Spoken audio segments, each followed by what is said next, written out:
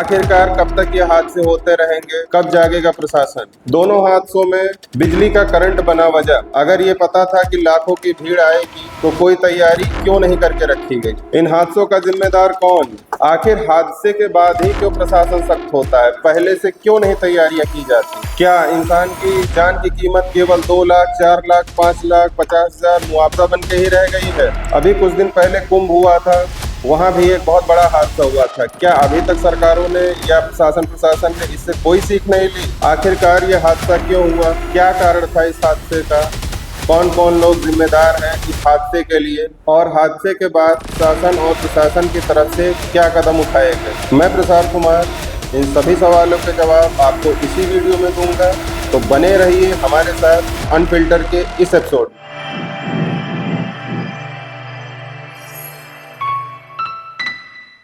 हरिद्वार स्थित प्रसिद्ध मनसा देवी मंदिर में 9:30 बजे अचानक भगदड़ मच गई, जिसमें 6 लोग की मौत हो गई और लगभग 35 लोग घायल हो गए और 4 लोग की हालत काफी गंभीर बनी हुई। उत्तराखंड सरकार ने मृतकों को 2 लाख और घायलों को 50,000 मुआवजा देने का ऐलान किया। भगदड़ के बाद मौके पे एसडीआरएफ की टीम पहुंची और घायलों को नजदीकी जिला अस्पताल में भर्ती कराया। प्रधानमंत्री श्री नरेंद्र मोदी जी ने और राष्ट्रपति द्रौपदी मुर्मू ने इस घटना पे दुख जताया। आइए अब जानते हैं ये हादसा हुआ कैसे। सुबह 9:30 बजे जब दर्शन का समय हुआ तो वहां मौजूद लोगों ने बताया कि लगभग 1 लाख की भीड़ वहां पे आ चुकी। उस भीड़ से दबाव बढ़ा और वहां अफरा तफरी मच गई और लोग इधर उधर भागने लगे। बढ़ते दबाव के कारण कई लोग फिसल गए और एक दूसरे के ऊपर गिरने लगे और जो अन्य श्रद्धालु थे वो एक दूसरे को कुचलते चले। और इसका जो मुख्य कारण बताया जा रहा है वो मंदिर का जो प्रवेश द्वार है, जो सीढ़ियां हैं,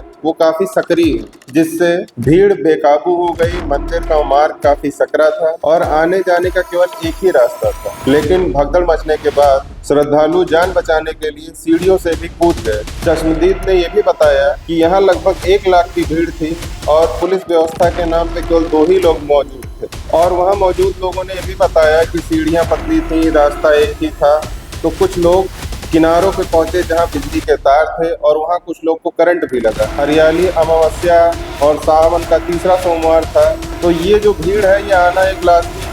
इसमें कोई ऐसा नहीं था कि शासन प्रशासन को कोई शक हो कि यहाँ पे श्रद्धालुओं की कोई कमी रहेगी। तो मैं प्रशासन से ये सवाल करना चाहता हूँ कि 1 लाख की भीड़ पे 2 पुलिसकर्मी क्या पर्याप्त है? फिलहाल जिलाधिकारी ने बैठक ली और बैठक के बाद मुख्य आवागमन के लिए मार्ग को खोल दिया गया है फिर से एक बार, और कुछ मूलभूत सुविधाओं के उपलब्ध कराने के जल्द निर्देश दिए, जैसे शौचालय और प्रकाश की व्यवस्था, विश्राम स्थल, पीने की पानी की सुविधा, सुरक्षा कर्मी और सीसीटीवी कैमरे की व्यवस्था और अंत में मेडिकल सुविधा। मैं बस ये सवाल करना चाहता हूँ कि ये सब सुविधाएं हादसे के बाद ही क्यों दी जा रही? अगर इतना बड़ा आयोजन हो रहा है तो ये सब सुविधाएं तो एक नॉर्मल सुविधा है, एक आम आदमी का हक है, ये तो होना ही चाहिए था। क्या हरिद्वार का प्रशासन इंतजार कर रहा था इस हादसा होने का? अब आते हैं दूसरी घटना पे, जो कि यूपी की, और ये लखनऊ से महज 50 किलोमीटर की दूरी पर ही है और सीएम आवास भी लखनऊ में ही स्थित है। हैदरगढ़ स्थित अवसानेश्वर मंदिर में तीसरे सोमवार के कारण श्रद्धालुओं की भारी भीड़ इकट्ठा हुई थी और यहाँ अचानक से भगदड़ मच गई, जिसका कारण करंट बताया जा रहा है। और करंट की वजह जो है वो ये बताई जा रही है कि बंदरों ने बिजली के तार को तोड़ दिया, जिसके कारण करंट फैल गया और लोगों में अफरा तफरी मच गई। इस हादसे में 2 लोग की मृत्यु हुई है और 30 लोग घायल हुए हैं, जिसमें महिलाएं और छोटे छोटे बच्चे भी शामिल। यह घटना रविवार रात 2:30 बजे की बताई जा रही है, जिस समय जलाभिषेक हो रहा था और करंट फैलने से यह हादसा हुआ। इस हादसे के बाद भगदड़ मच गई और लोग एक दूसरे को कुचलते और रौंदते चले। डिप्टी सीएम ब्रजेश पाठक ने डीएम से 24 घंटे के अंदर रिपोर्ट मांगी। इस हादसे के बाद योगी सरकार ने मृतकों को 5-5 लाख का मुआवजा देने का ऐलान किया है। तो दोस्तों, बस मैं ये जानना चाहता हूँ कि ये हादसे कब तक होते रहेंगे? ये मुआवजों का ऐलान 2 लाख, 4 लाख कब तक होता रहे? एक आम आदमी की कीमत क्या 2 लाख, 4 लाख, 5 लाख बन के ही रह गई है? आखिर ये हादसे कब तक होते रहे? कब जागेगा प्रशासन? ऐसे ही आम आदमी पिसता रहेगा, भगदड़ों में मरता रहेगा कि कुछ करेगी सरकार इसके लिए? क्योंकि अभी कुछ दिन पहले कुंभ हुआ, फिर हरिद्वार की घटना, फिर बाराबंकी की घटना।